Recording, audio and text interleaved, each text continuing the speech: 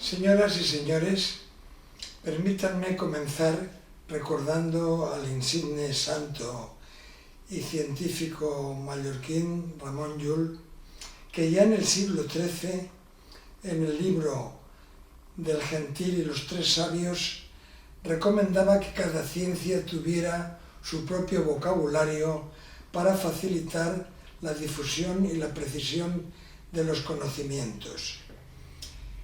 Desde hace bastantes años he tenido gran dedicación al lenguaje de los médicos, sin duda debido a que el Premio Nobel de Literatura Camilo José Cela fue muy paciente y amigo, y quiero rendirle un homenaje en estos momentos, un recuerdo. De hecho, hace 20 años, en la sesión inaugural de la Real Academia de Medicina, tuve el honor de que me correspondiera decir la lección inaugural y versó sobre este mismo tema. El lenguaje es sin duda, tanto el hablado como el escrito, la forma más precisa de comunicación entre las personas. Y dentro del lenguaje existe la llamada jerga o argot, que es el conjunto de palabras o expresiones de colectivos científicos, culturales o incluso delictivos para entenderse con mayor precisión o incluso para mantener cierto ocultismo en la comunicación. Sin duda, la jerga más importante en todas las lenguas es la jerga médica.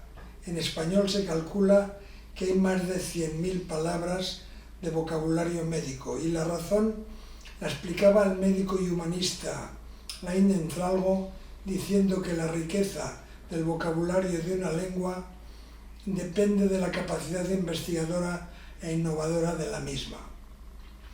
El origen de la lengua de los médicos hay que encontrarlo en la antigüedad clásica, hace más de 2500 años, en personajes de la categoría del griego Hipócrates o del romano Celso.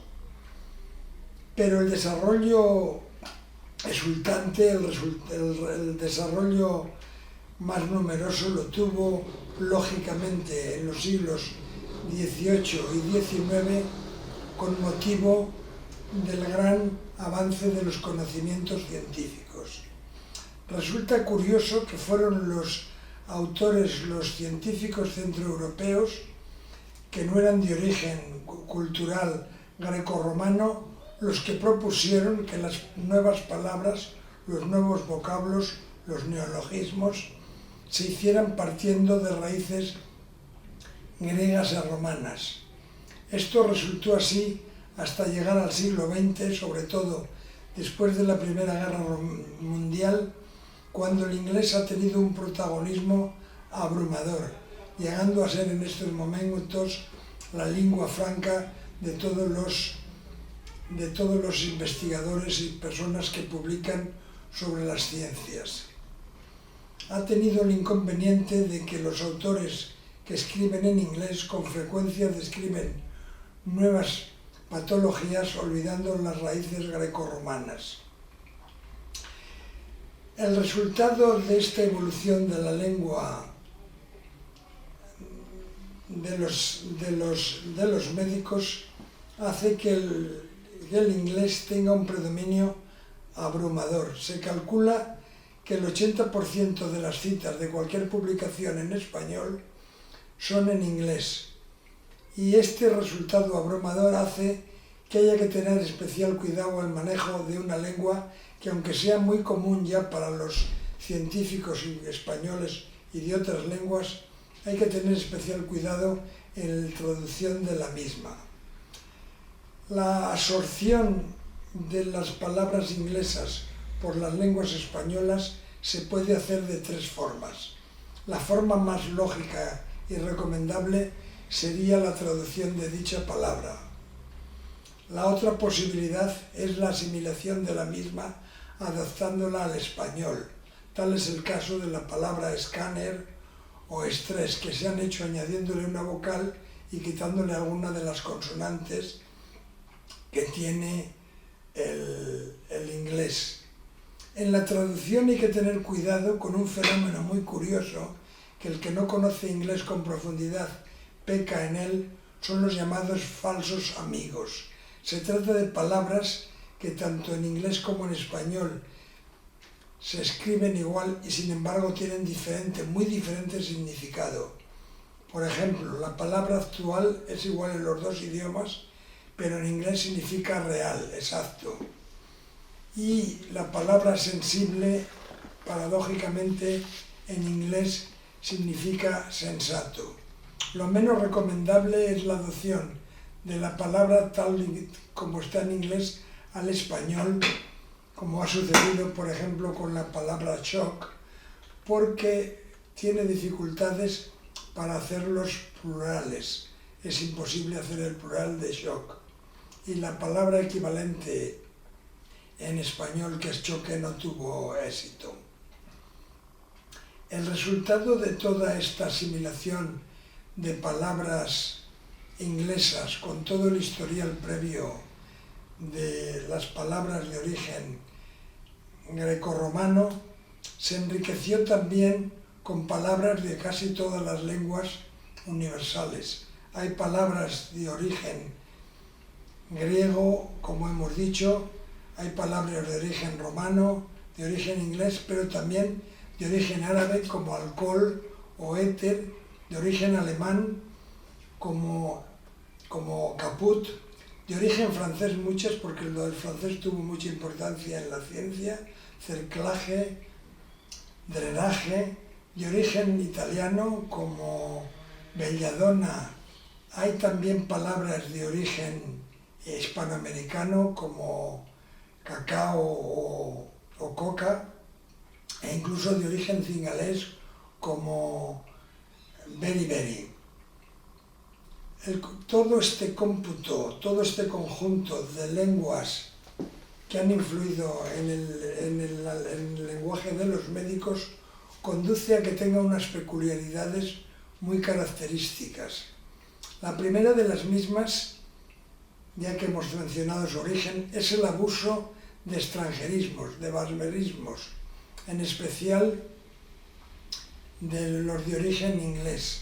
Con moderación puede resultar un toque chic, pero el abuso de barbarismos de origen inglés es algo que resulta un tanto, diríamos en lenguaje vulgar, de farde. La segunda característica del lenguaje de los médicos es el uso y abuso de las siglas y los acrónimos. Se dice que el siglo XX fue el siglo de las siglas. Las siglas se forman con la primera letra de una serie de palabras y pueden ser muy útiles porque es muy fácil decir PCR en lugar de Protein Chain Reaction. Cuando las siglas se pueden leer, se denominan acrónimos, algunos tan conocidos actualmente como SIDA o COVID. Los acrónimos, viene bien recordarlos, se emplean con el mismo artículo de la palabra principal. Decimos el SIDA porque es el acrónimo de síndrome de inmunodeficiencia humana y por lo tanto es el SIDA. Por lo contrario, en contra de lo que se suele decir, se debe decir la COVID porque es el acrónimo de una enfermedad. COVID significa disease, que es la última letra de enfermedad. Otra característica del lenguaje de los médicos son los apócopes, es decir, el cortar las palabras. Cuando se habla con los médicos, e incluso la gente habitual en su lenguaje, no dice ecografía, dice una eco, no dice fonendoscopio, dice fonendo. Al paciente lo llevaron a la REA, no a la reanimación. Los apócopes son muy frecuentes. Y por último, hay que recordar la gran abundancia de epónimos. Se denominan epónimos a las enfermedades técnicas o signos que se describen con el nombre de su descubridor. Es una forma de honrarlos y por otra parte también es una forma práctica de entenderse, porque todo el mundo entiende perfectamente si un paciente tiene una enfermedad de Alzheimer. Además es mucho más cómodo decir una enfermedad de Andrade que decir una polineuropatía amiloidótica familiar por transferretina MET30.